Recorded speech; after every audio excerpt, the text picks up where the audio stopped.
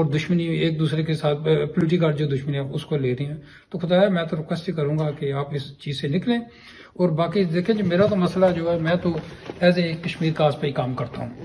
میرا کسی بھی پولیٹیکل پارٹی سے تعلق نہیں ہے اور میں کسی بھی پولیٹیکل پارٹی کے خلاف نہیں. میں ہر ایک پولیٹیکل پارٹی جو اس کی ہمیشہ رسپیکٹ کی عزت کی ہے اور آگے بھی کرتا رہوں گا. میں سمجھتا ہوں کہ سیاسی پارٹی کوئی بھی بری نہیں ہوتی.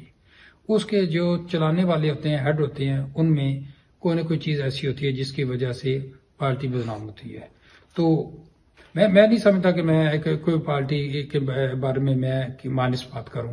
مسئلہ کشمیر آپ مقبوضہ کشمیر چلے جائیں. آپ جانتے ہیں میر صاحب کہ میرے تعلقات ہیں وہاں پہ, میری رشتہ داری وہاں پہ, ہماری زمینیں ہیں وہاں پہ آج بھی. ٹھیک ہے, میں جب بھی فون کرتا ہوں کبھی خیر کی خبر نہیں آئی.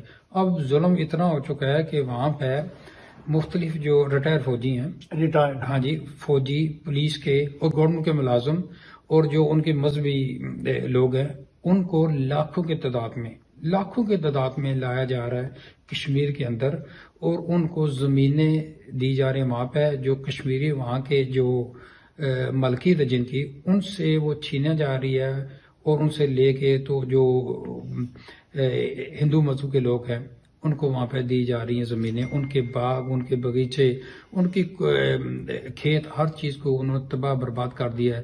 جب تک وہاں پہ نہیں دے رہے نہ دن کو سکون ہے نہ رات کو وہاں پہ سکون ہے. تو مجھے تو اب جو میں بڑے دکھ افسوس سے کہتا ہوں کہ میں نے جو پچھلے سال سے جو دیکھا ہے کہ مجھے نہیں لگتا کہ مسئلہ کشمیر پاکستان اس کا کوئی حل چاہے گا یا حل کرا سکتا ہے. مجھے بڑے دکھ بڑی تکلیف ہے. میں نے ہر بندے سے منتیں ترلے کی ہیں, ہر بندے سے پوچھا ہے, وہ پاکستان کے سیاستدان ہوں, وہ کشمیر کے سیاستدان, کوئی بندہ بھی اس پر بات کرنے کے لیے تیار نہیں ہے. وہ کوئی بھی بندہ کہتا ہے یہ بات ہمارے ہاتھ میں نہیں ہے, یہ بات ہمارے سے اوپر ہے. کشمیر سوسائٹی ڈنمارک کے صدر صاحب راجہ ساجد قیوم صاحب, آپ نے بات کی کہ وہاں پر مہنگائی بھی ہے, دوائیاں نہیں, آٹا نہیں, قانونی جسمانی طور پر نہ جائیداد کی کوئی تحفظ ہے نہ انسانی جان کا تحفظ ہے. ہم حج کرتے ہیں, روزے رکھتے ہیں, افطاریاں کراتے ہیں, زکوٰۃ دیتے ہیں, صدقات دیتے ہیں, قربانیاں کرتے ہیں اللہ کے نام پر. تو یہ تو اللہ تعالیٰ کی بڑی پیاری اور چہیتی قوم بن جاتی ہے جو یہ نیک کام کرتی ہے. تو پھر اس کے باوجود یہ عذاب تو جو آتا ہے تو اللہ تعالیٰ کہتا ہے کہ خوشی بھی میں دیتا ہوں اور غمی بھی میں دیتا ہوں, تندرستی بھی میرے ہاتھ میں ہے, بیماری بھی میرے ہاتھ میں ہے. تو ہم مسلمان ہونے کے ناطے اذانوں میں 5 وقت کی اذانیں بھی دیتے ہیں کہ اللہ اکبر, اللہ ہی بڑا ہے, اللہ سے کوئی چیز بڑی نہیں. اگر اللہ تعالیٰ چاہے تو معجزہ تو دکھا سکتا ہے. پاکستان کے سپہ سالار افواج پاکستان کا بھی بیان ایک آیا, وہ چائنا گئے تھے 4 دن کے دورے کے بعد پاکستان پہنچ چکے ہیں. ان کا ایک بیان آیا ہے کہ جی پاکستان کے اندر دشمن جو ہے وہ ظاہری طور پر بھی ہے اور چھپا ہوا بھی ہے. یہ ان کا اشارہ کس طرف ہے اور یہ ایسی سچویشن کیوں پیدا ہوئی؟ یعنی دوسرے ممالک جو ہیں جب یہ ایک ہمارے پاکستان کے فوج کے سپہ سالار کا یہ بیان جب پڑھتے ہیں تو یہ وہ لوگ نہیں پڑھتے جو سیاستدان ہیں, جو حکمران ہیں, وزیر ہیں, مشیر ہیں اور سرکاری پیسوں پر وہ عمرے بھی کرتے ہیں اور حج بھی کرتے ہیں, غریب جبکہ دعائی کے لیے اور آٹے کے لیے مر رہے ہیں.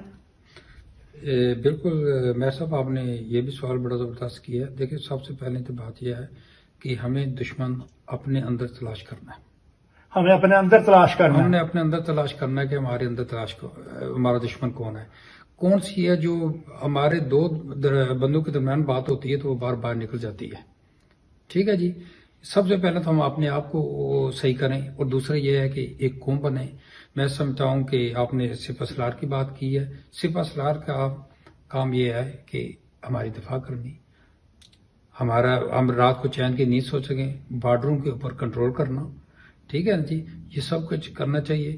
ہماری جو فوج ہے اور باقی جو ادارے ہیں آپ دیکھ لیں وہ کاروباری ہیں.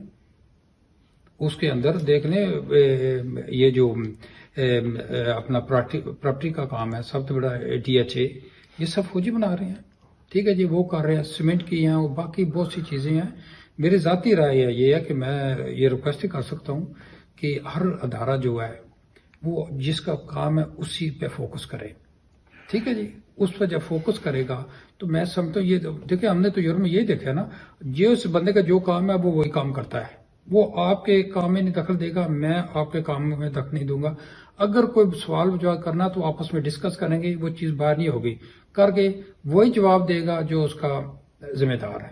تو میں سمجھتا ہوں ہمارے ملک میں اگر ایسا ہو جائے تو ہمارے بہت سے مسئلے مسائل جو ہیں وہ کم پڑ سکتے ہیں۔ میں ساجد قیوم صاحب، یہ بات آپ نے بالکل درست فرمائی کہ بھی ادارے جو ہیں جو ان کے اندر ذاتی کاروبار جو ہے لوگوں نے اپنا شروع کیا ہوا ہے۔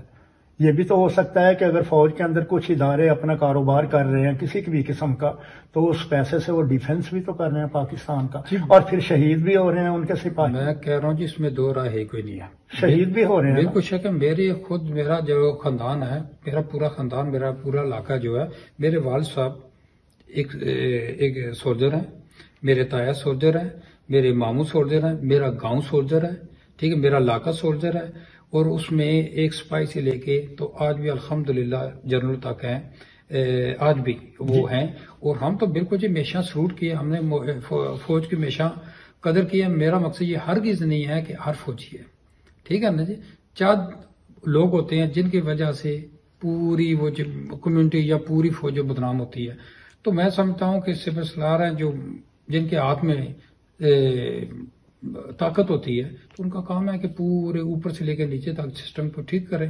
تو میں نے جیسے کہا ہے کہ ہر دارہ جس کا کام ہے اس کا اب کام تک رکھے، سیاستدان ہے تو وہ سیاست کریں، فوج ہے تو فوج کا کام جو ہے وہ ڈیفینس جیسے آپ نے فرمایا ہے وہ کریں، اپنے بارڈروں کے اوپر باقی چیزوں کے اوپر کام کریں، پولیس کا کام جو ہے وہ کرے۔ اگر ہر دارہ اپنی طرف سے وہ کام کرے گا تو میں سمجھتا ہوں کہ ہمارے ملک میں کسی چیز کی کمی نہیں ہے۔ آپ یقین کریں کہ ہر بندہ جو ہے آج کیوں خوفزدہ ہے، کیوں ڈرتا ہے؟ فوج کا بندہ دیکھ لیتا تو کہتا ہے یار پتہ نہیں کیا ہو جائے گا، پولیس کا دیکھ لیتا ہے عام بندہ اور یار میرے ساتھ پتہ نہیں اب کیا ہوگا۔ تو یہ خوف اس لیے ہے کہ وہ یہ خوف ڈالا گیا ہے۔ یہ چیزیں تب تک ختم نہیں ہوں گی جب تک ہم اپنی ریئیکشن کو، اپنی لائن کو سیدھا نہیں کریں گے۔ کشمیر سوسائٹی ڈنمارک کے صدر صاحب، بہت بہت شکریہ آپ کا۔ میں نے تو یہ دیکھا ہے کہ بھیک مانگنے سے آدمی جو ہے وہ آزادی نہیں لے سکتا، لیکن جس کی لاٹھی اس کی بھینس۔ میں کہہ رہا ہوں جی دیکھیں ہمارے پاس کسی چیز کی کمی نہیں ہے، پاکستان میں کسی چیز کی کمی نہیں ہے۔ کشمیر کے اندر جو منگلا ڈیم ہے اس میں 865 ارب وہ پیسہ کماتے ہیں۔ یہ صرف منگلا ڈیم جو کشمیر کا، میں اس کی بات کر رہا ہوں۔